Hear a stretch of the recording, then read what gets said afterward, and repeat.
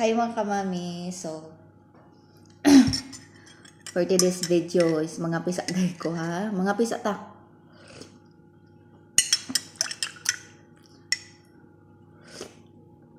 Mag-shoutout taron mga kamami sa mga bana nga di kabalo magsustento sila mga anak. Daghan jud kabalo ko nga daghan kayo diri ah. Nga di kabalo magsustento. Isa na diha nga akong bana. Nga ultimo naman na pag-reply siyang anak. Wa jud reply. Ang iyang anak nagsige na lag sampit siya papa. Wa jud reply. Shoutout nimo dong. Ay pag tinanga da dong napangag na lang kasi kinitkit sa giti sa mong kabit.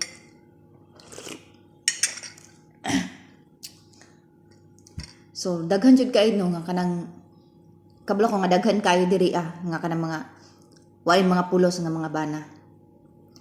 Kada gani mga bana nga nangabit, kauman ibaliwala na lang inglang una nga pamilya. Ayaw mo paging ana. Nangabit gani mo. Ayaw ninyo pasagding una nyo nga pamilya. Kay nakapamangabit gani mo. So it means na may kwarta. Kay nakapamangabit pa man mo. Kung nangabit naman ang gani mo nga wala mo ikasustento sa una nyo nga asawa. Sos, napakaulaw-ulaw ra jud mo. Ultimo gani brief ninyo, di mo kapalit. Kamo pa mo pangabit.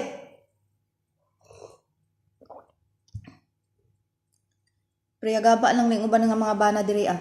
Nga alis dan nila ilang asawa kay mo ipuli tong naagyapoy asawa. Nay pamilya. Nanguba lang jud sila og mga pamilya. Guy Ginoo ko ninyo. Dagan jud kay diri ah. Dagan jud kay naiguan ni karon nga akong video. Aka nang mga bana nga sos. Priya lang ha. Priya lang sa uban nga mga bana nga tarong. Pero kasagaran na jud karon. Labo na ilang mga asawa nang abroad.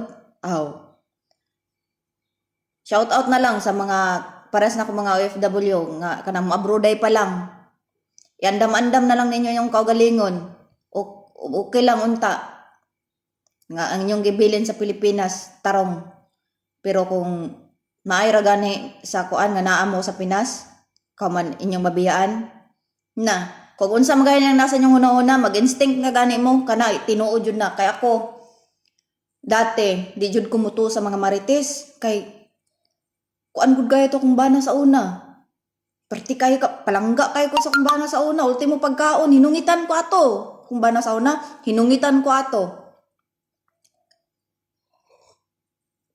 Sa dihang ning abroad ko nausab di to himalikas natingala ko balikason ako niya o nakadungog ko sa mga marites ingana wa ko nito wala ko nagkuan dito ko nangutana siya unsa ni katinod unsa istorya niya ayaw pagtuan na nila kay ilara nang pagdaot sa tuwa para magbulag ta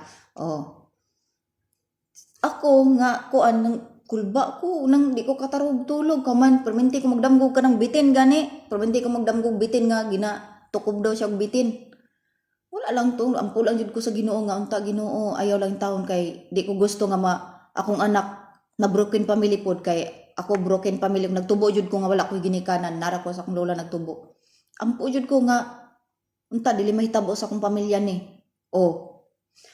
isa ka adlaw na mga lode na nag-text ako nga ma'am, naluoy na ko sa imuha. Naghihimo ra kag uto-uto sa imong bana. Nagpadala pa og kwarta last na ko nga padala sa kwarta 20,000. Unsa ang gihimo? Gadto ra sa iyang kabit. Pabungga siya dito siyang kabit. Kaon sila, basa-basa pa siya kay video call good may wa sila kabalo nga bago sila nabot, naka-video call na ako tong ilang gipuy-an. Video call, grabe, pabir pa sila. Samantalang akong anak, wala man lay swak. Bisag swak na lang gatas. Wala. Chat dire akong kuan. Mama niya, nga ang bata walay gatas. Motong, wala ko mahimo. Igo na lang ko sa hilak. Nga mura ko mabuang ato nga at nakaingon ko nga kulang pa, asa man ko nagkulang. Wala man ko nagkulang bilang asawa. Gihatag man ako ang tanan. Tuod, ang iyang pang-obligasyon yang panginahanglan niya sa iyang pang sarili. Di na ako mahatag kay na ako sa layo. Pero dili man siguro na may basihan, di ba? Kung mahal ni mo usa ka tao, magpabilin jud ka bisag naa siya sa layo. Sakit lang jud kayo nga kanaganing pulihan ra pud ka og kanang daghan pud kay anak. O gihimo kag single mom.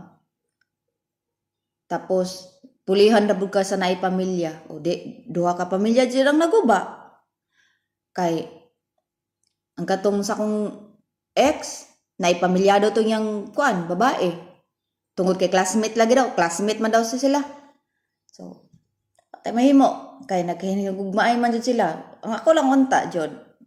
Nga kana ganing bisag gamay na lang nga sustento sa mga bata. Dili kay isalig na lang ang tanan. Isalig na lang jud ang tanan.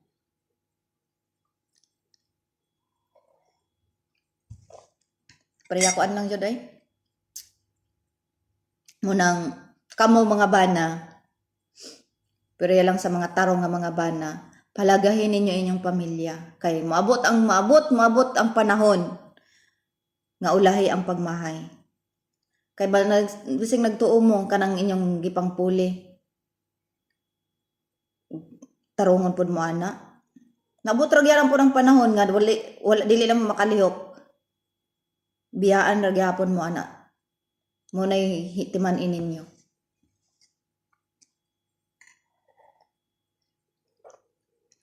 Munang hunahunaasan niyo sa makadaghan nga kung sulod man mo sa nga mga butang, hunahunaasan ninyo nang dili ninyo kamahayan. So mura to ha mga kamami. Ako lang kuan manggod kay nasakitan ko sa ko ang ex-husband tungod kay ang akong anak is nag-chat sa iya house, wala jud niya gibali-bali mo nang okay ra, mabot ra gyapon ang panahon nga mag-cross ang amo ang mag-cross og balik ang among landas. Mo nang di na ka mag-start na pud kog luto mga kamami, so kita-kita soon. Kita-kits mga kamami, bamam.